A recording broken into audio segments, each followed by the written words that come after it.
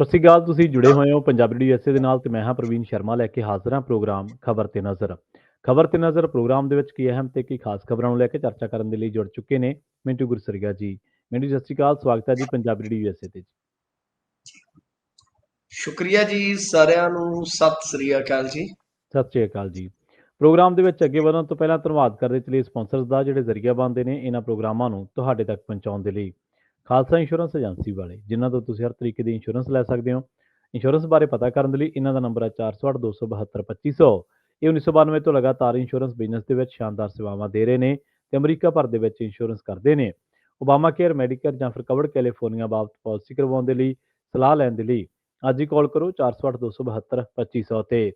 ਟਰਕੀਅਨ immigration ਲਾ firm ਵਾਲੇ ਜੇ ਟਰਕੀਆਣਾ ਅਟਾਰਨੀ ਟਰਕੀਆਣਾ ਦੇ ਨਾਲ ਤੁਸੀਂ US ਇਮੀਗ੍ਰੇਸ਼ਨ ਬਾਬਤ ਕੋਈ ਵੀ ਸਲਾਹ ਕਰਨੀ ਹੈ, ਕੋਈ ਵੀ ਸਵਾਲ ਪੁੱਛਣਾ ਹੈ ਤੇ ਇਹਨਾਂ ਦਾ ਨੰਬਰ ਹੈ 415 909 0503। ਕ੍ਰਿਸ਼ਨ ਧਨੋਟਾ ਯੂਬਾ ਸਿਟੀ GNLU ਵਾਲੇ ਟਰੱਕ ਵਾਸ਼ ਕਰਦੇ ਨੇ, ਆਇਲ ਚੇਂਜ ਕਰਦੇ ਨੇ, 에ਅਰ ਬ੍ਰੇਕਾਂ ਦਾ ਕੰਮ ਤਸੱਲੀ ਬਖਸ਼ ਕਰਵਾ ਸਕਦੇ ਹੋ, ਨਵੇਂ ਪੁਰਾਣੇ ਟਾਇਰ ਵੀ ਇਹਨਾਂ ਤੋਂ ਮਿਲਦੇ ਨੇ। ਲੋਕੇਸ਼ਨ ਹੈ ਸੈਂਟਾਨੀਲਾ ਦੀ, ਨਿਮਾ ਸੋਤਾ ਦੇ ਨਾਲ ਗੱਲ ਕੀਤੀ ਜਾ ਸਕਦੀ ਹੈ 209 277 0113 ਤੇ। ਜਸਵਿੰਦਰ ਸਿੰਘ ਨਾਗਰਾ ਰੋਜ਼ਵੈਲ, ਅਵਤਾਰ ਸਿੰਘ ਸੰਘਾ ਯੂਬਾ ਸਿਟੀ ਤੇ ਬਲਦੇਵ ਸਿੰਘ ਕੰਗ ਯੂਬਾ ਸਿਟੀ ਤੋਂ। ਇਹਨਾਂ ਸਾਰੇ ਹੀ ਸਪਾਂਸਰਸ ਦਾ ਬਹੁਤ-ਬਹੁਤ ਧੰਨਵਾਦ ਤੇ ਜੇਕਰ ਤੁਸੀਂ ਵੀ ਪੰਜਾਬੀ DSA ਦੇ ਇਹਨਾਂ ਪ੍ਰੋਗਰਾਮਾਂ ਨੂੰ ਸਪਾਂਸਰ ਕਰਨਾ ਚਾਹੁੰਦੇ ਹੋ ਤਾਂ ਸਟੂਡੀਓ ਦਾ ਨੰਬਰ ਹੈ 408 272 5200। ਅੱਜ ਦਾ ਇਹ ਖਬਰ ਤੇ ਨਜ਼ਰ ਪ੍ਰੋਗਰਾਮ ਸਾਲ 2025 ਦੀ 16 ਅਕਤੂਬਰ ਦਾ ਪ੍ਰੋਗਰਾਮ ਹੈ ਤੇ ਦਿਨ ਅੱਜ ਵੀਰਵਾਰ ਹੈ। ਮਿੰਟੂ ਜੀ, ਖਬਰਾਂ ਦੀ ਸ਼ੁਰੂਆਤ ਕਰੀਏ ਪੰਜਾਬ ਦੇ ਚਰਚਿਤ DIG ਤੋਂ ਜਿਹਨੂੰ CBI ਵੱਲੋਂ ਗ੍ਰਿਫਤਾਰ ਕੀਤਾ ਗਿਆ ਜੀ। ਪ੍ਰਵੀਨ ਜੀ, ਇਹ ਅੱਜ ਦੀ ਮੇਰੇ ਖਿਆਲ ਦੇ ਨਾਲ ਹੀ ਨਹੀਂ, ਜੇ ਆਪਾਂ ਦੇਖੀਏ ਤੇ ਇਸ ਹਫਤੇ ਦੀ ਸਭ ਤੋਂ ਵੱਡੀ ਖਬਰ ਹੈ। ਇਸ ਹਫਤੇ ਦੀ ਨਹੀਂ, ਜੇ ਆਪਾਂ ਇਸ ਸਰਕਾਰ ਦੇ ਕਾਰਜਕਾਲ ਦੇ ਵਿੱਚ ਹੋਈਆਂ ਵੱਡੀਆਂ ਗ੍ਰਿਫਤਾਰੀਆਂ ਚੋਂ ਦੇਖੀਏ ਤੇ ਸਭ ਤੋਂ ਵੱਡੀ ਗ੍ਰਿਫਤਾਰੀ ਦੀ ਖਬਰ ਹੈ। ਠੀਕ ਹੈ। ਗੱਲ ਇਹ ਆ ਕਿ ਹਾਂਜੀ, ਇਹ ਜੋ ਸ਼ਖਸ ਗ੍ਰਿਫਤਾਰ ਕੀਤਾ ਗਿਆ ਹੈ ਇਹਦਾ ਨਾਮ ਆ HS ਭੁੱਲਰ, ਜੀ। ਹਰਚਰਨ ਸਿੰਘ ਭੁੱਲਰ।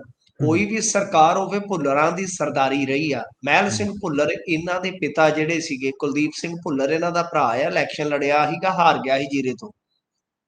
ਤੇ ਮਹਿਲ ਸਿੰਘ ਭੁੱਲਰ ਉਹ ਸ਼ਖਸ ਆ ਜਿਹਨੂੰ ਤੁਸੀਂ ਨਹੀਂ, ਜਿਹੜੇ ਮਤਲਬ ਕਿ ਹੋ ਸਕਦਾ ਕਿ ਸਾਡੇ ਟਾਈਮ ਦੇ ਹੋਣਗੇ, ਉਹਨਾਂ ਦੇ ਤੇ ਮੂੰਹ ਜ਼ਬਾਨੀ ਕਹਿ ਲਓ ਕਿ ਮਹਿਲ ਸਿੰਘ ਭੁੱਲਰ ਦਾ ਨਾ ਯਾਦ ਹੋਊਗਾ ਤੇ ਸਭ ਕੁਝ, ਕਿਉਂਕਿ ਉਸ ਵੇਲੇ ਸਪੋਰਟਸ ਕੋਟੇ 'ਚ ਜਿੰਨੀਆਂ ਭਰਤੀਆਂ ਉਹਨਾਂ ਨੇ ਕੀਤੀਆਂ। ਆ ਜਿਹੜਾ ਗ੍ਰੇਟ ਖੱਲੀ ਬਣਿਆ ਦਲੀਪ ਸਿੰਘ ਰਾਣਾ, ਇਹ ਉੱਥੇ ਪੱਥਰ ਕੁੱਟਦਾ ਫਿਰਦਾ ਹੁੰਦਾ ਸੀਗਾ ਸੜਕਾਂ ਤੇ, ਇਹਨੂੰ ਮਹਿਲ ਸਿੰਘ ਭੁੱਲਰ ਹੀ ਲਿਆਇਆ ਸੀ। ਤੇ ਜਦੋਂ ਇਹਨੂੰ ਲਿਆਂਦਾ ਸੀਗਾ, ਸੱਚ ਜਾਣਿਓ, ਇਹਨੂੰ ਬਾਸਕਟਬਾਲ ਖਿਡਾਉਣਾ ਸ਼ੁਰੂ ਕੀਤਾ, ਕਦੇ ਕੁਝ ਤੇ ਫਿਰ ਅਖੀਰ ਬਾਡੀ ਬਿਲਡਿੰਗ ਤੇ ਇਧਰ ਨੂੰ ਗਿਆ, ਰੈਸਲਿੰਗ ਵਾਲੀ ਸਾਈਡ ਨੂੰ। ਇਹ ਸਾਡੇ ਇੱਥੇ DAV ਕਾਲਜ ਮਲੋਟ ਲਿਆਂਦਾ ਗਿਆ ਸੀ ਉਚੇਚਾ ਵਿਖਾਉਣ ਵਾਸਤੇ, ਮੁੰਡਿਆਂ ਨੂੰ ਮੋਟੀਵੇਟ ਕਰਨ ਵਾਸਤੇ। ਹਾਂਜੀ, ਤੇ ਤੁਹਾਨੂੰ ਇੰਟਰਸਟਿੰਗ ਗੱਲ ਦੱਸਾਂ, ਮੈਂ ਵੀ ਪੁਲਿਸ 'ਚ ਭਰਤੀ ਹੋ ਚੱਲਿਆ ਸੀਗਾ।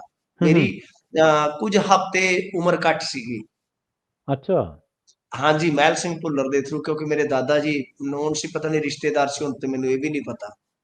ਮਤਲਬ ਤੋਂ ਕੁਝ ਹਫ਼ਤੇ ਮੇਰੇ ਰਹਿ ਗਏ ਸੀਗੇ ਤੇ ਉਹ ਕਹਿੰਦੇ ਸੀਗੇ ਵੀ ਬਿਸਤਰਾ ਬਣਾ ਕੇ ਇਹਨੂੰ ਭੇਜ ਦਿਓ, ਜਿਹੜੇ ਹਫ਼ਤੇ ਪੂਰੇ ਹੋ ਜਾਣਗੇ, ਸਰਟੀਫਿਕੇਟ ਇਹਦੇ ਕੋਲ ਹੈਗੇ ਆ ਤੇ ਇਹਨੂੰ ਨੰਬਰ ਮਿਲ ਜਾਏਗਾ।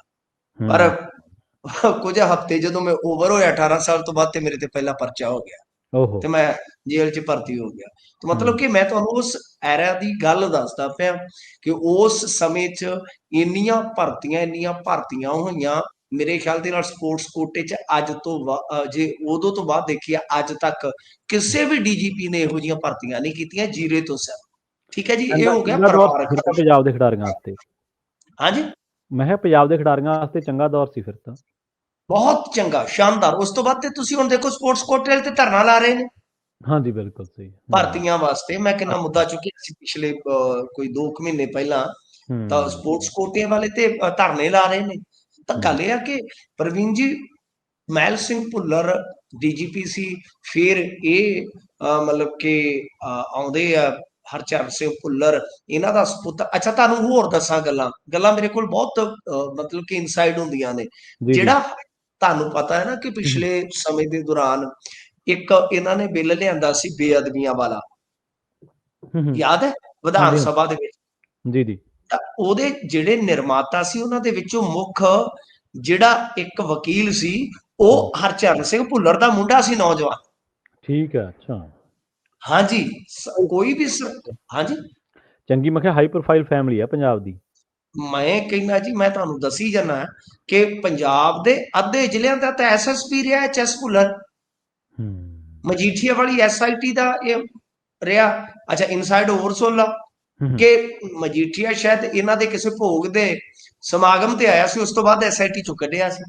ਹੂੰ ਤਾਂ ਮਤਲਬ ਕਿ ਅੱਛਾ ਹੋਰ ਸੁਣ ਲਾ, ਜੀ ਅੱਗੇ ਆ ਜਾ, ਸਰਕਾਰ ਕਿਸੇ ਦੀ ਵੀ ਹੋਵੇ, ਬਰਨਾਲੇ ਕੀ, ਗੁਰਦਾਸਪੁਰ ਕੀ, ਐਸਐਸਪੀ ਰਿਹਾ ਭੁੱਲਰ।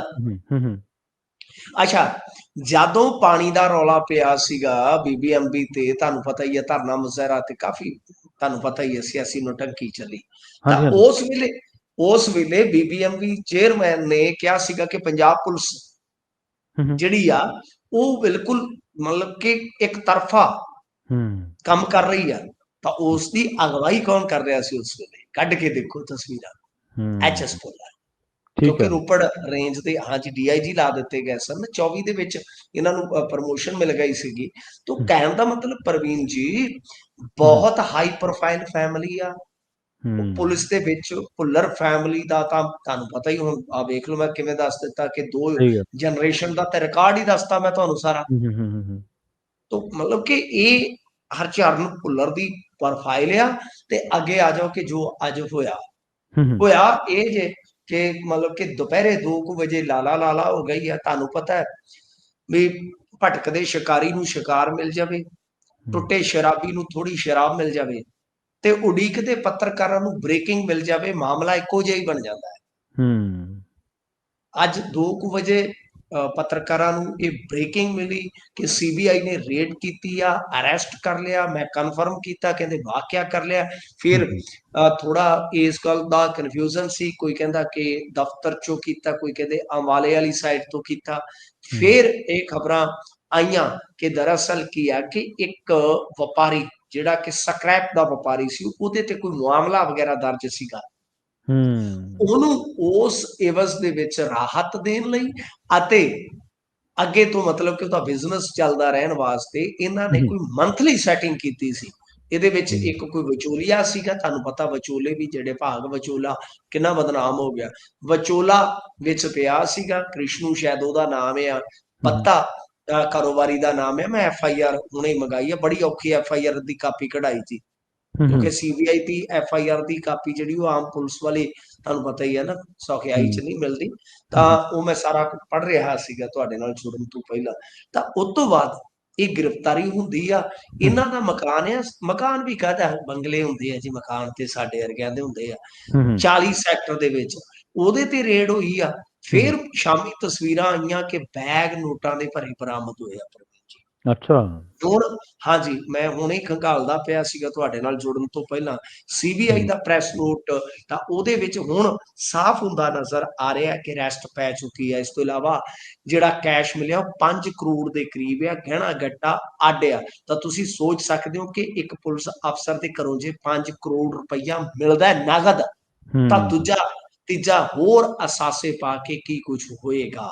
ਤਾਂ ਮਾਮਲਾ ਬਹੁਤ ਵੱਡਾ ਹੈ ਤੇ ਮਾਮਲਾ ਜ਼ੀਰੋ ਟੋਲਰੈਂਸ ਵਾਲੇ ਜਿਹੜੇ ਕਹਿੰਦੇ ਸਨ ਕਿ ਭਾਈ ਸਾਡੀ ਭ੍ਰਿਸ਼ਟਾਚਾਰੀ ਦੇ ਖਿਲਾਫ ਤੇ ਜ਼ੀਰੋ ਟੋਲਰੈਂਸ ਆ, ਉਹ ਤੇ ਭਾਈ ਜ਼ੀਰੋ ਹੀ ਹੋ ਗਿਆ। ਕਹਿਣਗੇ ਕੀ, ਕਹਿਣਗੇ ਕੀ ਕਿ ਸਹੀ ਗੱਲ। ਤੁਹਾਡੀਆਂ ਏਜੰਸੀਆਂ ਵਿਜੀਲੈਂਸ, ਸੀਆਈਡੀ, ਤੁਹਾਡੇ ਕੋਲ ਆਪਣੀ ਜਿਹੜੀ ਇੰਟਰਨਲ ਇਨਪੁਟ ਰਹਿੰਦੀ ਆ, ਬਹੁਤ ਕੁਛ ਆ ਭਾਈ, ਉਹ ਸਾਰੀਆਂ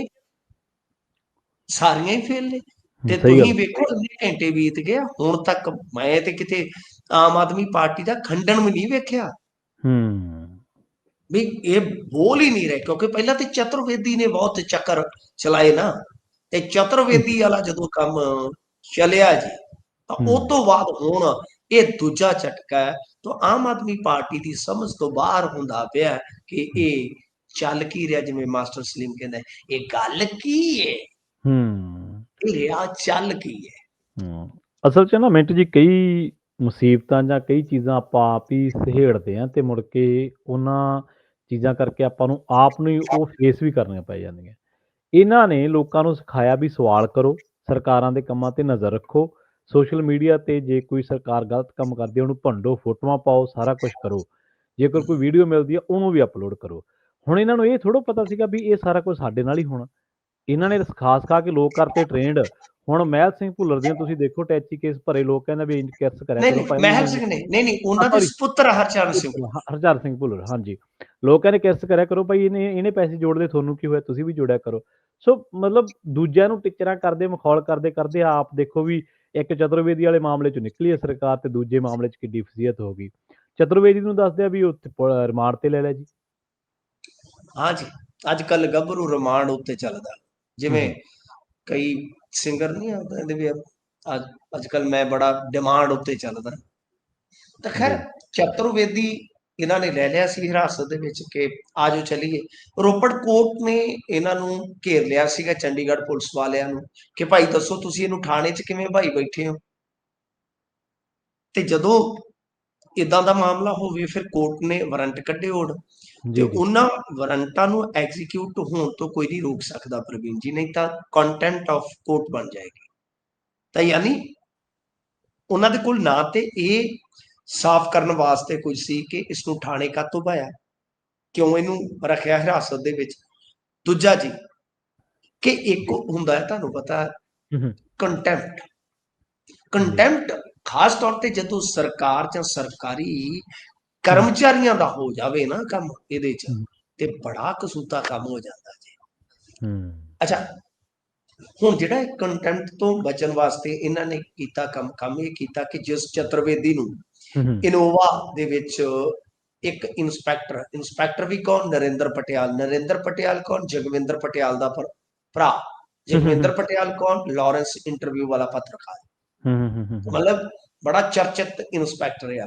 ਤਾਂ ਹੂੰ ਮਤਲਬ ਕਿ ਉਹ ਡਰਾਈਵ ਕਰਕੇ ਤੁਸੀਂ ਹਿਸਾਬ ਲਾ ਲਓ ਵੀ ਕਿੱਦਾਂ ਉਹਨੂੰ ਪ੍ਰੋਟੈਕਟ ਕਰਦਾ, ਕਿੱਦਾਂ ਐਸਪੀ ਨਾਲ ਭਿੜਦਾ, ਵਿਧਾਨ ਸਭਾ 'ਚ ਲੈ ਕੇ ਜਾਂਦਾ, ਸਾਰਾ ਕੁਝ ਚੱਲ ਅੱਛਾ। ਰਿਹਾ ਸੀ। ਵਕੀਲ ਤਗੜੇ ਨੇ, ਜਿਹੜੇ ਵਕੀਲ ਹੂੰ ਮਗਰ ਆਏ ਨੇ, ਮੈਂ ਵਕੀਲਾਂ ਦੀ ਪ੍ਰੋਫਾਈਲ ਚੈੱਕ ਕਰਕੇ ਹੀ ਦੱਸ ਦਿੰਦਾ ਹੁੰਦਾ ਕਿ ਕਿੰਨੇ ਇਹ ਕੁ ਬਣੇ ਬੰਦਾ ਸੀ? ਹਾਂਜੀ।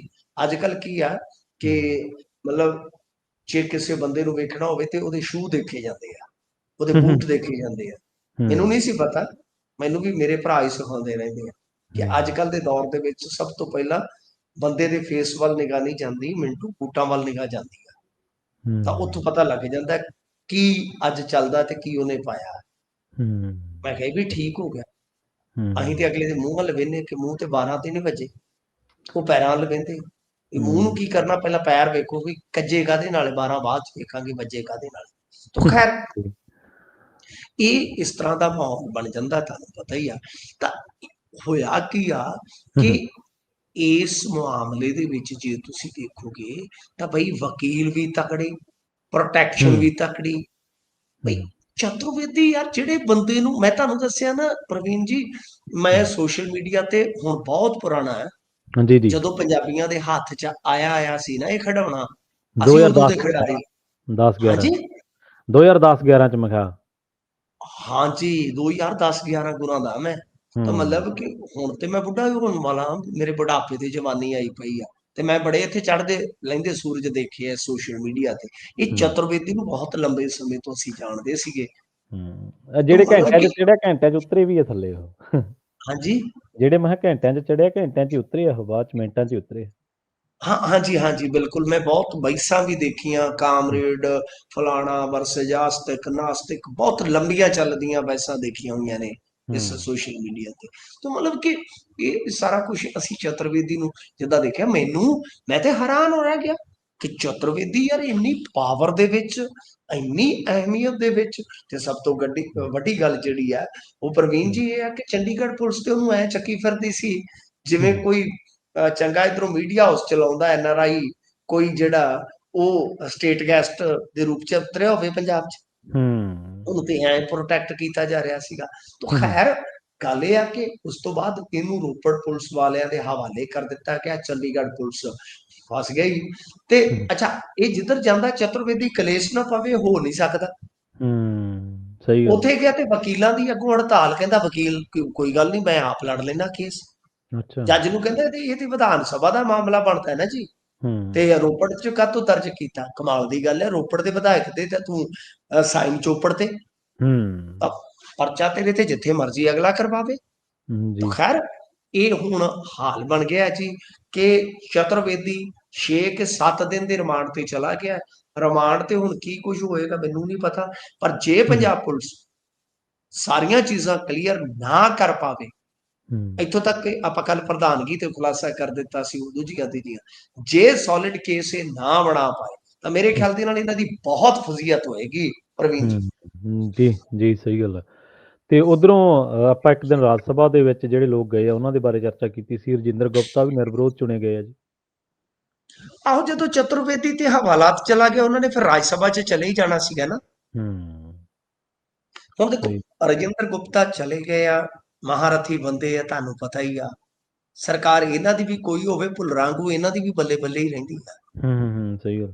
ਕਾਲੀ ਸਰਕਾਰ ਹੋਵੇ, ਮੈਂ ਤੇ ਜੋ ਮਤਲਬ ਕਿ ਪੱਤਰਕਾਰਤਾ ਸ਼ੁਰੂ ਕੀਤੀ ਆ, ਕਾਲੀ ਸਰਕਾਰ ਵੇਲੇ ਵੀ ਵੇਖਿਆ ਇਹਨਾਂ ਨੂੰ, ਕੈਪਟਨ ਸਰਕਾਰ ਵੇਲੇ ਵੀ ਵੇਖਿਆ ਇਹਨਾਂ ਨੂੰ, ਹੁਣ ਆਮ ਆਦਮੀ ਪਾਰਟੀ ਵਾਲਿਆਂ ਦੇ ਮੌਕੇ ਵੀ ਵੇਖਣ ਡਏ ਆ। ਤਾਂ ਜਦੋਂ ਇਹਨਾਂ ਨੇ ਨਾਮਜ਼ਦਗੀਆਂ ਭਰੀਆਂ, ਕਾਂਗਰਸੀਆਂ ਨੇ ਭਰੀ ਨਹੀਂ, ਉਹਨਾਂ ਦੇ ਕੋਲ ਹੈ ਹੀ ਨਹੀਂ ਨਾ, ਮਤਲਬ ਕਿ ਅਕਾਲੀਆਂ ਦੇ ਕੋਲ ਕੋਈ ਮਤਲਬ ਕਿ ਸਵਾਲ ਹੀ ਨਹੀਂ ਪੈਦਾ ਹੁੰਦਾ। ਇਹ ਤਿੰਨ ਜਣੇ ਪਤਾ ਨਹੀਂ ਕਿਉਂ, ਮੈਨੂੰ ਲੱਗਦਾ ਕਿ ਆਮ ਆਦਮੀ ਪਾਰਟੀ ਦੀ ਜਿੱਤ ਨੇ ਹੌਸਲੇ ਬੁਲੰਦ ਕਰ ਦਿੱਤੇ, ਜਿਵੇਂ ਕਹਿੰਦੇ ਨਾ, ਚੱਲ ਪੁੱਤ ਘੋੜਿਆ ਤੇਰੇ 'ਚ ਬੜੇ ਹੌਸਲੇ ਹੀ। ਤਾਂ ਏਦਾਂ ਇਹਨਾਂ ਨੂੰ ਵੀ ਬੜਾ ਬਲ ਮਿਲਿਆ ਬਾਹਰਲੇ ਲੋਕਾਂ ਨੂੰ ਕਿ ਪੰਜਾਬ ਦੇ ਵਿੱਚ ਚਲੇ ਜਾਓ, ਕਿ ਉੱਥੋਂ ਦੇ ਲੋਕ ਬਈ ਐਵੇਂ ਚੁਣ ਜਾਂਦੇ ਆ। ਸਹੀ ਤਾਂ ਗੱਲ। ਇਹਨਾਂ ਨੂੰ ਬਲ ਮਿਲਿਆ ਇਹਨਾਂ ਦੀਆਂ ਉਮੀਦਾਂ ਨੂੰ, ਤੇ ਇਸ ਕਰਕੇ ਇਹ ਆਏ ਨੇ ਤਿੰਨ ਜਣੇ, ਕੋਈ ਤੇਲੰਗਾਨਾ ਤੋਂ ਆ ਗਿਆ, ਕੋਈ ਮਹਾਰਾਸ਼ਟਰ ਤੋਂ ਆ ਗਿਆ, ਚਤੁਰਵੇਦੀ ਰਾਜਸਥਾਨ ਤੋਂ ਆ ਗਿਆ। ਤਿੰਨਾਂ ਦੀਆਂ ਜੋ ਨਾਮਜ਼ਦਗੀਆਂ ਸੀ ਖਾਰਜ ਹੋ ਗਈਆਂ। ਰਜਿੰਦਰ ਗੁਪਤਾ ਵਾਸਤੇ ਰਾਹ ਪੱਧਰਾ ਹੋ ਗਿਆ, ਉਹਨਾਂ ਦੀ ਬੱਲੇ ਬੱਲੇ ਆ, ਉਹ ਰਾਜ ਸਭਾ 'ਚ ਚਲੇ ਜਾਣਗੇ। ਪਰ ਇਹ ਦੇਖਣਾ ਹੋਏਗਾ ਕਿ ਸਾਡੇ ਕੋਲ ਹੁਣ ਮਿੱਤਲ ਸਾਹਿਬ ਹੋ ਗਏ, ਇਧਰੋਂ ਹੋ ਗਿਆ ਗੁਪਤਾ ਸਾਹਿਬ ਹੋ ਗਏ, ਇਧਰੋਂ ਭੱਜੀ ਸਾਹਿਬ ਹੋ ਗਏ, ਠੀਕ ਹੈ ਨਾ ਜੀ। ਇਹ ਸਾਹਿਬ ਜਿਹੜੇ ਆ, ਸੀਚੇਵਾਲ ਸਾਹਿਬ ਤੇ ਤੁਹਾਨੂੰ ਪਤਾ ਉਹ ਕੁਝ ਮੁੱਦਿਆਂ ਤੇ ਬੋਲਦੇ ਆ। ਇਹ ਜਿਹੜੇ ਤਿੰਨ ਚਾਰ, ਅੱਛਾ ਸਾਨੀ ਸਾਹਿਬ ਹੋ ਗਏ, ਉਹ ਵੀ ਕਾਰੋਬਾਰੀ ਆ, ਠੀਕ ਹੈ ਜੀ। ਹੁਣ ਸਾਡੇ ਕੋਲ ਜਿਹੜੇ ਮੈਂ ਨਾਮ ਲਏ ਨੇ, ਕਿ ਸਾਡੇ ਕੋਲ ਜਿਹੜੇ ਇਹ ਸੈੱਟ ਬਣ ਗਿਆ, ਮਤਲਬ ਕਿ ਸਾਡੇ ਬਸ ਵਾਲੀਬਾਲ ਦੀ ਟੀਮ ਦੇ ਇੰਨੇ ਕੁ ਪਲੇਅਰ ਹੁੰਦੇ ਨੇ, ਇੱਕ ਤਰ੍ਹਾਂ ਨਾਲ ਕਹਿ ਲਓ ਕਿ ਇੰਨੇ ਕੁ ਬਣ ਗਏ ਨੇ। ਇਹਨਾਂ ਚੋਂ ਜੁਰਤ ਨਾਲ ਕੋਈ ਕੇਂਦਰ ਦੇ ਖਿਲਾਫ ਪੰਜਾਬ ਵਾਸਤੇ ਬੋਲਦਾ ਨਜ਼ਰ ਆਏਗਾ, ਵੱਡਾ ਸਵਾਲ ਆ। ਗੱਲ ਦੌਲਤ ਦੀ ਨਹੀਂ, ਗੱਲ ਦਿਲ ਦੀ ਆ। ਇਹਨਾਂ ਦੇ ਵਿੱਚੋਂ ਕੁਝ ਬੰਦੇ ਬੋਲਦੇ ਆ ਤੇ ਫਿਰ ਤੁਹਾਨੂੰ ਪਤਾ ਠਾਠਾ ਕਰਾ ਦਿੰਦੇ ਨੇ, ਜਿਵੇਂ ਮਾਲਵਿੰਦਰ ਕੰਗ ਆ, ਰਾਘਵ ਚੱਡਾ ਬੁਲਾਰਾ ਬਹੁਤ ਅੱਛਾ ਹੈ, ਕਈ ਵਾਰ ਪਾਠਕ ਵੀ ਪਟਾਕੇ ਪਾ ਜਾਂਦਾ ਹੈ। ਪਰ ਉੱਥੇ ਸਾਰੇ ਹੀ ਇੱਕ ਸੁਰ ਤੇ ਜਾਣੇ ਚਾਹੀਦੇ ਨੇ।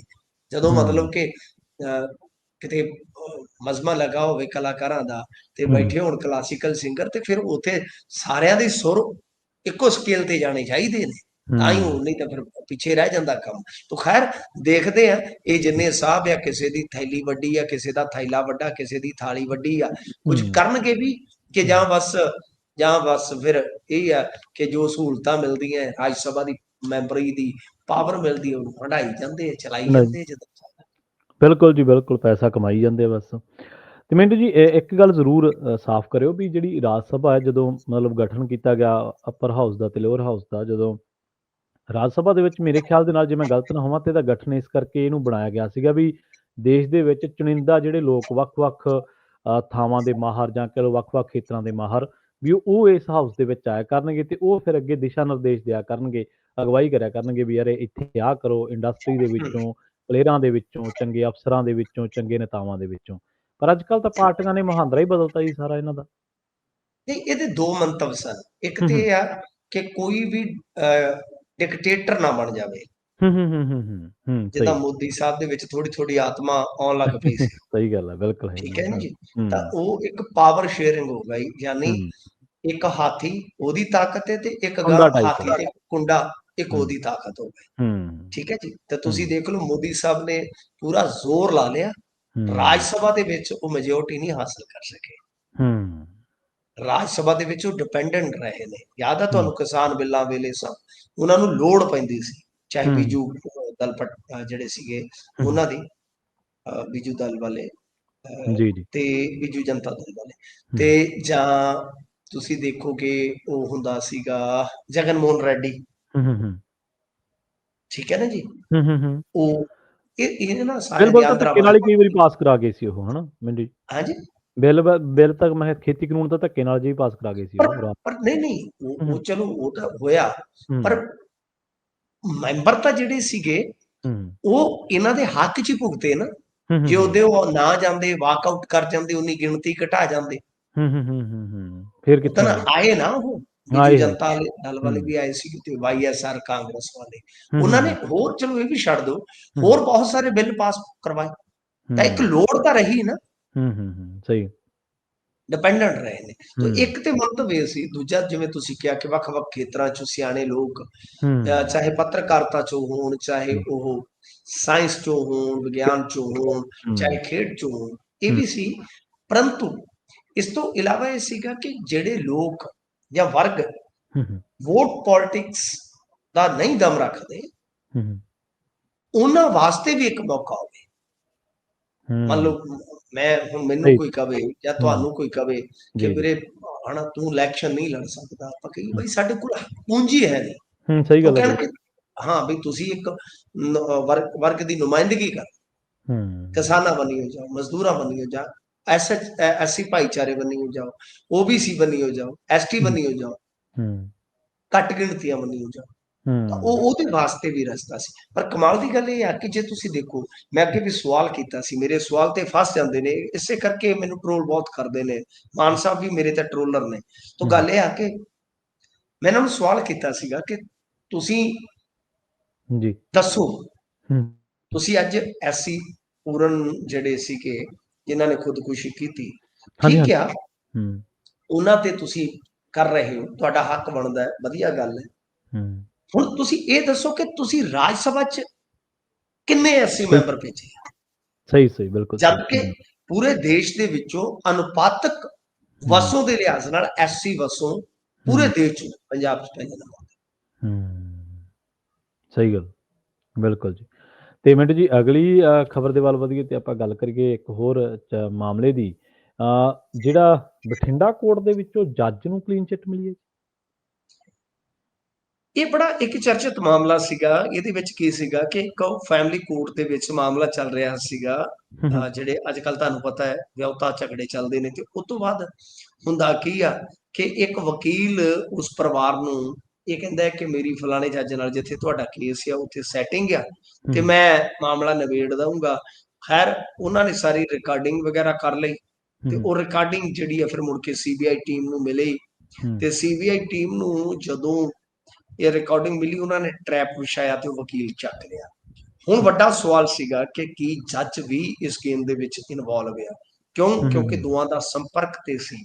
ਪਰ ਬਾਅਦ ਦੇ ਵਿੱਚ ਸੀਬੀਆਈ ਨੇ ਜਿਹੜੀ ਜਾਂਚ ਪੜਤਾਲ ਕੀਤੀ ਹੈ, ਉਹਦੇ ਆਧਾਰ ਤੇ ਸ਼ਾਇਦ ਕਲੀਨ ਚਿੱਟ ਦਿੱਤੀ ਗਈ ਹੈ। ਕਾਰਨ ਇਹ ਆ ਹੂੰ, ਕਿ ਸ਼ਾਇਦ ਗੱਲਬਾਤ ਇਹਨਾਂ ਦੀ ਹੋਈ ਆ। ਤਾਂ ਜਿਹੜਾ ਜੱਜ ਸੀ ਉਹਨੇ ਇਨਕੁਆਰੀ ਦੇ ਵਿੱਚ ਇਹ ਗੱਲ ਕਹੀ ਆ ਕਿ ਦੇਖੋ, ਗੱਲ ਇਹ ਆ ਕਿ ਬਈ ਮੈਨੂੰ ਫੋਨ ਜ਼ਰੂਰ ਆਇਆ, ਠੀਕ ਹੈ। ਫੋਨ ਜ਼ਰੂਰ ਆਇਆ, ਹੂੰ, ਪਰ ਹੂੰ, ਫੋਨ ਤੇ ਜਿਹੜੀ ਸਾਡੀ ਗੱਲਬਾਤ ਹੋਈ ਆ ਲੈਂਡਲਾਈਨ ਨੰਬਰ, ਕਿ ਉਹਦੇ ਵਿੱਚ ਸਿਰਫ ਤੇ ਸਿਰਫ ਇਹਨੇ ਮੇਰੇ ਬਾਪ ਬਾਰੇ ਹੀ ਪੁੱਛਿਆ, ਕਿਉਂਕਿ ਵਕੀਲ ਮੇਰਾ ਨੋਨ ਸੀਗਾ। ਤਾਂ ਉਹਨੇ ਮੇਰੇ ਬਾਪ ਦੀ ਹਾਲਤ ਜਾਂ ਸਿਹਤ ਬਾਰੇ ਪੁੱਛਿਆ, ਕਿਉਂਕਿ ਉਹਨਾਂ ਦਾ ਐਕਸੀਡੈਂਟ ਹੋਇਆ ਸੀ ਕੁਛ। ਠੀਕ।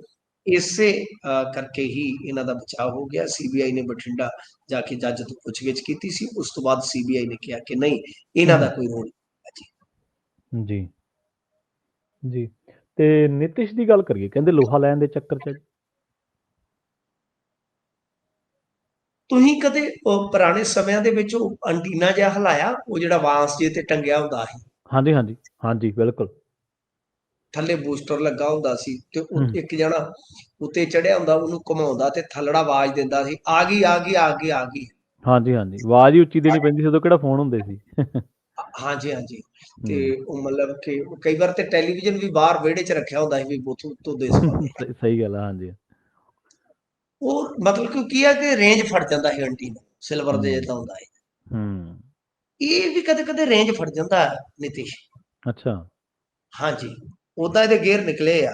ਹੁਣ ਹੂੰ, ਗੱਲ ਇਹ ਆ ਕਿ ਰੇਂਜ ਫੜ ਗਿਆ ਇਹਨੂੰ, ਪਾਰਟੀ ਪੂਟੀ ਵਾਲਿਆਂ ਨੇ ਲਾਹਣਤਾਂ ਪਾਈਆਂ ਕਿ ਪਲਟੂ ਰਾਮ ਜਾਗ, ਹੂੰ, ਕੀ ਹੂੰ, ਕਰਨ ਡਿਆ, ਤੇਰੀਆਂ ਤੇ ਉਹਨਾਂ ਨੇ ਲੱਤਾਂ ਵੜਤੀਆਂ ਨੇ। ਹੁਣ ਹੂੰ, ਇਹਨਾਂ ਨੇ ਕੀ ਕੀਤਾ ਸੀਗਾ ਕਿ ਕੱਲ ਚਿਰਾਗ ਪਾਸਵਾਨ ਨੂੰ ਜਿਹੜੀਆਂ ਟਿਕਟਾਂ ਮਿਲੀਆਂ, 5 ਕਿ 6 ਸੀਟਾਂ ਨੇ ਜਿੱਥੋਂ ਆਪਣੇ ਉਮੀਦਵਾਰ ਐਲਾਨ, ਹੂੰ, ਹੂੰ, ਹੂੰ, ਹੂੰ, ਉਹਦੇ ਵਿੱਚ ਸੋਨਬਰਸਾ ਤੇ ਰਾਜਗੀਰ ਸੀਟ ਤਾਂ ਹੈਗੀ ਇਹਨਾਂ ਦੀ ਸੀ, ਸਿਟਿੰਗ ਐਮਐਲਏ ਸੀ ਇਹਨਾਂ ਦੇ, ਉਹ ਚੱਕ ਹੂੰ, ਕੇ ਉਹਨੂੰ ਦੇਤੀ। ਹੂੰ, ਹੁਣ ਇਹਨਾਂ ਨੂੰ ਪਤਾ ਲੱਗ ਰਿਹਾ ਕਿ ਚਿਰਾਗ ਤਾਂ ਬਈ ਸਾਡੇ ਘਰ ਨੂੰ ਅੱਗ ਲਾ ਦੇਗਾ। ਹੂੰ, ਲਲਨ ਸਿੰਘ ਤੇ ਜਿਹੜੇ ਆ ਸੰਜੇ ਝਾਅ ਆ, ਉਹ ਤੇ ਪਹਿਲਾਂ ਹੀ ਭਾਜਪਾ ਦੀ ਝੋਲੀ 'ਚ ਬੈਠੇ ਹੋਏ, ਸਹੀ ਹੈ। ਇਹਨਾਂ ਦੇ ਆਪਣੇ ਜਿਹੜੇ ਨੇਤਾ। ਤਾਂ ਹੂੰ ਹੁਣ ਕੁਝ ਲੋਕ ਜਿਹੜੇ ਇਹਦੇ ਨੇੜੇ ਤੇੜੇ ਦੇ ਸੀ, ਸੱਜੇ ਖੱਬੇ ਦੀ ਸੀ, ਉਹਨਾਂ ਆਖਿਆ ਹੋਸ਼ ਕਰ ਓਏ ਪਲਟੂ, ਹੋਸ਼ ਕਰ, ਬਾਜੀ ਪਲਟ ਚੱਲੇ ਆ। ਤਾਂ ਹੁਣ ਮਤਲਬ ਕਿ ਇੱਕ ਰੁਖ ਇਹਨਾਂ ਦਾ ਕਰੜਾ ਅਖਤਿਆਰ ਹੋਇਆ ਹੈ, ਤੇ ਜਿਹਦੇ ਕਰਕੇ ਇਹ ਸ਼ਰਤਾਂ ਰੱਖ ਰਹੇ। ਪਰ ਭਾਜਪਾ ਹਾਲੇ ਝੁਕਣ ਦੇ ਰੌਂ ਦੇ ਵਿੱਚ ਨਹੀਂ। ਪਰ ਮੇਰੇ ਖਿਆਲ ਦੇ ਨਾਲ ਇੱਕ ਚੀਜ਼ ਤੇ ਸਾਫ਼ ਆ, ਕਿਉਂਕਿ ਮੈਂ ਜਿਵੇਂ ਕਿਹਾ ਕਿ ਇਹਨੂੰ ਸੁਸ਼ਾਸਨ ਬਾਬੂ ਦੇ ਨਾਲ ਨਾਲ ਪਲਟੂ ਰਾਮ ਵੀ ਕਿਹਾ ਜਾਂਦਾ ਹੈ ਨਿਤੀਸ਼ ਨੂੰ। ਤਾਂ ਹੋ ਸਕਦਾ ਹੈ ਕਿ ਪਲਟੀ ਲਈ ਪਹਿਲਾਂ ਹੀ ਗਰਾਊਂਡ ਤਿਆਰ ਕਰ ਲੈ, ਕਿਉਂਕਿ ਦੇਖੋ ਪੰਜਾਬ ਦੀ ਰਾਜਨੀਤੀ ਏਦਾਂ ਚੱਲੀ ਆ ਮਿਡ 90 ਤੋਂ ਕਿ ਅਮਰਿੰਦਰ ਸਿੰਘ ਪ੍ਰਕਾਸ਼ ਸਿੰਘ ਬਾਦਲ ਨੂੰ ਜਿਉਂਦੇ ਰੱਖਦੇ ਸੀ ਸਿਆਸੀ ਤੌਰ ਤੇ ਪ੍ਰਕਾਸ਼ ਸਿੰਘ ਬਾਦਲ ਅਮਰਿੰਦਰ ਸਿੰਘ। ਸਹੀ ਹੈ। ਇਹੀ ਬਿਹਾਰ ਦੇ ਵਿੱਚ ਆ, ਇਹ ਇੱਕ ਦੂਜੇ ਨੂੰ ਯਾਦਵ ਤੇ ਕੁਮਾਰ ਇੱਕ ਦੂਜੇ ਨੂੰ ਜਿਉਂਦਾ ਰੱਖਦੇ, ਇਹਨਾਂ ਦੀ ਸੈਟਿੰਗ ਰਹਿੰਦੀ। ਤਾਂ ਇਸੇ ਕਰਕੇ ਹੁਣ ਇਹ ਵੀ ਲੱਗਦਾ ਆ ਕਿ ਜੇ ਮੰਨ ਲਓ ਇਹਨਾਂ ਨੇ ਇਲੈਕਸ਼ਨ ਇਕੱਠਿਆਂ ਲੜ ਵੀ ਲਿਆ, ਭਾਰਤੀ ਜਨਤਾ ਪਾਰਟੀ ਨੇ ਇਹਨਾਂ ਨੂੰ ਘੱਟ ਤੇ ਸਮੇਟ ਵੀ ਦਿੱਤਾ, ਪਰ ਲੱਗਦਾ ਇਉਂ ਆ ਕਿ ਜੇ ਨਿਤਿਸ਼ ਰੇਂਜ ਫੜ ਗਿਆ ਦਾ ਐਂਟੀਨਾ, ਮੈਂ ਜਿਵੇਂ ਕਿਹਾ ਤੁਹਾਨੂੰ ਵੀ ਉਹ ਮਿਲ ਗਿਆ ਸਿਗਨਲ, ਤੇ ਫੇਰ ਹੋ ਸਕਦਾ ਇਹ ਪਲਟੀ ਮਾਰ ਕੇ ਕਵੇ ਕਿ ਮੈਂ ਤੇ ਚੱਲਿਆ ਤੇਜਸਵੀ ਹੋਰਾਂ ਦੇ ਨਾਲ, ਆਪਦੇ ਵੀਰ ਲਾਲੂ ਦੇ ਨਾਲ। ਠੀਕ ਹੈ ਨਾ, ਤੇ ਮੈਂ ਤੁਹਾਨੂੰ ਨਹੀਂ ਮੰਨਦਾ। ਤਾਂ ਕੁੱਲ ਮਿਲਾ ਕੇ ਇਹਨੂੰ ਪਤਾ ਲੱਗ ਗਿਆ ਕਿ ਬਾਈ ਜੇ ਭਾਜਪਾ ਦਾ ਮੁੱਖ ਮੰਤਰੀ ਬਣ ਗਿਆ ਤੇ ਨਿਤਿਸ਼ ਖਤਮ ਆ। ਸੋ ਇਸ ਕਰਕੇ ਇਹ ਥੋੜਾ ਥੋੜਾ ਲੋਹਾ ਲੈ ਰਿਹਾ। ਜੀ ਜੀ। ਤੇ ਇੰਡੀਆ ਦੇ ਵਿੱਚ ਕਹਿੰਦੇ ਜਿਹੜੇ ਫਾਂਸੀ ਦਿੱਤੀ ਜਾਂਦੀ ਹੈ ਉਹਦੇ ਬਦਲ ਤੇ ਵਿਚਾਰ ਕੀਤਾ ਜਾ ਰਿਹਾ ਜੀ। ਦੇਖੋ, ਇਸ ਸੁਪਰੀਮ ਕੋਰਟ 'ਚ ਮਾਮਲਾ ਗਿਆ ਹੈ। ਕੈਪੀਟਲ ਪਨਿਸ਼ਮੈਂਟ ਬਹੁਤ ਸਾਰੇ ਮੁਲਕ ਖਤਮ ਵੀ ਕਰ ਚੁੱਕੇ ਆ ਤੇ ਬਹੁਤ ਸਾਰੇ ਮੁਲਕਾਂ ਦੇ ਵਿੱਚ ਇਹ ਬਾਦਸਤੂਰ ਜਾਰੀ ਵੀ ਆ। ਹੁਣ ਜੇ ਆਪਾਂ ਪ੍ਰਵੀਨ ਜੀ ਦੇਖੀਏ ਤਾਂ ਵੱਖ-ਵੱਖ ਮੁਲਕਾਂ ਦੇ ਵਿੱਚ ਵੱਖ-ਵੱਖ ਤਰੀਕਿਆਂ ਦੇ ਨਾਲ ਸਜ਼ਾਏ ਮੌਤ ਦਿੱਤੀ ਜਾਂਦੀ ਹੈ। ਇੰਡੀਆ 'ਚ ਸਿਰਫ ਇੱਕੋ ਤਰੀਕਾ ਆ ਕਿ ਰੱਸੇ ਨਾਲ ਲਟਕਾਇਆ ਜਾਂਦਾ ਹੈ।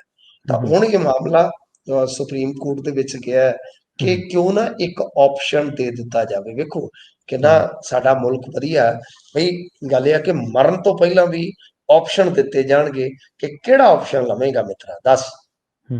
ਤਾਂ ਇਹ ਆ ਕਿ ਅਮਰੀਕਾ ਦੀ ਮਿਸਾਲ ਵੀ ਦਿੱਤੀ ਗਈ ਆ। ਸੁਪਰੀਮ ਕੋਰਟ ਦੇ ਵਿੱਚ ਇਹ ਮਾਮਲਾ ਗਿਆ ਤਾਂ ਕਿ ਬਈ ਉੱਥੇ 50 ਚੋਂ 49 ਸੂਬੇ ਜਿਹੜੇ ਆ ਉਹ ਇੱਕ ਇੰਜੈਕਸ਼ਨ ਦਿੰਦੇ ਆ ਜਿਹਦੇ ਨਾਲ ਝਟਫਟ ਮੌਤ ਹੋ ਜਾਂਦੀ ਆ। ਖੈਰ ਹੁਣ ਸੁਪਰੀਮ ਕੋਰਟ ਨੇ ਕਿਹਾ ਕਿ ਮੌਤ ਦੀ ਸਜ਼ਾ ਪਾਉਣ ਵਾਲੇ ਦੋਸ਼ੀਆਂ ਨੂੰ ਫਾਂਸੀ ਦੀ ਬਜਾਏ ਜੋ ਖਨਾਕ ਇੰਜੈਕਸ਼ਨ ਲਾਉਣ ਦਾ ਬਦਲ ਦੇਣਾ ਬਹੁਤ ਵਿਵਹਾਰਕ ਨਹੀਂ ਹੋ ਸਕਦਾ। ਤੇ ਕੇਂਦਰ ਦੀ ਟਿੱਪਣੀ ਜਿਹੜੀ ਆ ਉਹ ਇਸ ਕਰਕੇ ਵੀ ਮਹੱਤਵਪੂਰਨ ਹੋ ਜਾਂਦੀ ਹੈ ਕਿਉਂਕਿ ਨੀਤੀਗਤ ਮਾਮਲਾ ਹੈ ਨਾ, ਤੇ ਸਰਕਾਰ ਹੀ ਫੈਸਲਾ ਲੈ ਸਕਦੀ ਆ। ਸੋ ਇਹ ਹੁਣ ਇੱਕ ਬਹਿਸ ਦਾ ਵਿਸ਼ਾ ਤੇ ਜ਼ਰੂਰ ਆ, ਕਿਉਂਕਿ ਦੇਖੋ ਜੇ ਤੁਸੀਂ, ਮੈਨੂੰ ਨਹੀਂ ਪਤਾ ਕਿ ਤੁਹਾਨੂੰ ਸ਼ਾਇਦ ਇਸ ਪ੍ਰੋਸੈਸ ਦਾ ਪਤਾ ਹੈ ਜਾਂ ਨਹੀਂ, ਮੈਂ ਦੱਸ ਵੀ ਦਿੰਦਾ ਕਿਉਂਕਿ ਮੈਂ ਫਾਂਸੀ ਹਾਤੇ ਵੀ ਦੇਖੇ ਆ, ਫਾਂਸੀ ਚੱਕੀਆਂ ਵੀ ਦੇਖੀਆਂ, ਫਾਂਸੀ ਕੋਠੀ 'ਚ ਬੰਦ ਬੰਦੇ ਵੀ ਦੇਖੇ ਆ, ਖੂਹ ਵੀ ਦੇਖਿਆ, ਬਹੁਤ ਕੁਝ ਆ। ਤਾਂ ਮਤਲਬ ਕਿ ਹੈਂਗਿੰਗ ਦੀ ਸਾਰੀ ਪ੍ਰਕਿਰਿਆ ਸਾਨੂੰ ਪਤਾ ਹੈ ਉੱਥੇ ਕਿੱਦਾਂ ਹੁੰਦੀ ਆ। ਮਤਲਬ ਕਿ ਇਹ ਫਿਲਮਾਂ ਦਾ ਹਿਸਾਬ ਨਹੀਂ ਹੁੰਦਾ ਕਿ ਆਇਆ ਕਾਹਟਾ ਕੱਟਾ ਜਿਹਾ ਬੰਦਾ ਕਾਲਾ ਜਿਹਾ ਤੇ ਉਹਨੇ ਉਹ ਮੂੰਹ ਤੇ ਬੰਨਿਆ ਪਾ ਕੇ ਨਕਾਬ ਜਿਹਾ ਜੋ ਹੁੰਦਾ ਤੇ ਉਹ ਰੱਸਾ ਖਿੱਚਦਾ ਤੇ ਕੜਕ ਤੇ ਕੱਟੂ ਅਗਲਾ ਸੀ ਨਹੀਂ। ਉਹ ਤੇ ਹੈਂਗਿੰਗ ਦੀ ਪਹਿਲਾਂ ਇੱਕ ਪ੍ਰੈਕਟਿਸ ਹੁੰਦੀ ਹੈ, ਰਿਹਰਸਲ ਹੁੰਦੀ ਹੈ। 2 ਦਿਨ ਤੇਲ ਨੂੰ ਲਾਇਆ ਜਾਂਦਾ, ਰੱਸੇ ਨੂੰ ਤੇਲ ਲਾਇਆ ਜਾਂਦਾ, ਰੱਸਾ ਟੁੱਟੇ ਨਾ। ਸੇਮ ਕੈਦੀ ਦੇ ਵਜਨ ਦਾ ਉਹ ਇੱਕ ਪੁਤਲਾ ਲਟਕਾਇਆ ਜਾਂਦਾ ਹੈ। ਜਦੋਂ ਹੈਂਗਿੰਗ ਹੁੰਦੀ ਆ ਪ੍ਰਵੀਨ ਜੀ 30 ਕਿ 40 ਮਿੰਟ ਬੰਦੇ ਨੂੰ ਲਟਕਦਾ ਰੱਖਿਆ ਜਾਂਦਾ ਹੱਡੀਆਂ ਟੁੱਟਣ ਤੋਂ ਬਾਅਦ ਵੀ ਕਿ ਜ਼ਿੰਦਾ ਨਾ ਰਹੇ। ਸੋ ਇਹ ਇੱਕ ਬਹੁਤ ਲੰਮਾ ਪ੍ਰੋਸੈਸ ਆ, ਜਿਹਦੇ ਕਰਕੇ ਕੁਝ ਲੋਕ ਕਹਿੰਦੇ ਆ ਕਿ ਇੰਨਾ ਲੰਮਾ ਤਸੀਹਾ ਬਣ ਜਾਂਦਾ ਹੈ ਮੌਤ ਤੋਂ ਪਹਿਲਾਂ। ਤੋਂ ਇਹ ਇੱਕ ਹੁਣ ਬਹਿਸ ਦਾ ਵਿਸ਼ਾ ਬਣਿਆ ਕਿ ਕਿਉਂ ਨਾ ਇੱਕ ਜ਼ਹਿਰੀਲੇ ਟੀਕੇ ਦਾ ਆਪਸ਼ਨ ਹੋਵੇ ਕਿ ਜਿਹਨੇ ਆਰਾਮ ਨਾਲ ਮਰਨਾ ਵੀ ਕੁਝ ਸਕਿੰਟਾਂ 'ਚ ਮਰ ਜਾਵੇ। ਜੀ ਮਿੰਟੂ ਜੀ, ਇਹਨਾਂ ਖਾਸ ਖਬਰਾਂ ਤੇ ਖਾਸ ਜਾਣਕਾਰੀਆਂ ਦੇ ਲਈ ਤੁਹਾਡਾ ਬਹੁਤ ਬਹੁਤ ਧੰਨਵਾਦ ਜੀ। ਸਤਿ ਸ਼੍ਰੀ ਅਕਾਲ। ਸਤਿ ਸ਼੍ਰੀ ਅਕਾਲ ਜੀ। ਪ੍ਰੋਗਰਾਮ ਖਬਰ ਤੇ ਨਜ਼ਰ ਦੇ ਵਿੱਚ ਆਪਣੇ ਨਾਲ ਜੁੜੇ ਸਨ ਮਿੰਟੂ ਗੁਰਸਰੀਆ ਜੀ, ਜਿਨ੍ਹਾਂ ਦੇ ਨਾਲ ਆਪਾਂ ਕੀ ਅਹਿਮ ਖਬਰਾਂ ਨੂੰ ਲੈ ਕੇ ਚਰਚਾ ਕੀਤੀ ਹੈ। ਵੇਲਾ ਹੋ ਚੱਲਿਆ ਤੁਹਾਡੇ ਤੋਂ ਇਜਾਜ਼ਤ ਲੈਣ ਦਾ। ਮੈਨੂੰ ਪ੍ਰਵੀਨ ਸ਼ਰਮਾ ਨੂੰ ਇੱਥੇ ਦੇ ਇਜਾਜ਼ਤ। ਜੁੜੇ ਰਹੋ ਪੰਜਾਬੀ USA ਦੇ ਨਾਲ। ਤੁਹਾਡਾ ਸਾਰਿਆਂ ਦਾ ਬਹੁਤ ਬਹੁਤ ਧੰਨਵਾਦ। ਸਤਿ ਸ਼੍ਰੀ ਅਕਾਲ।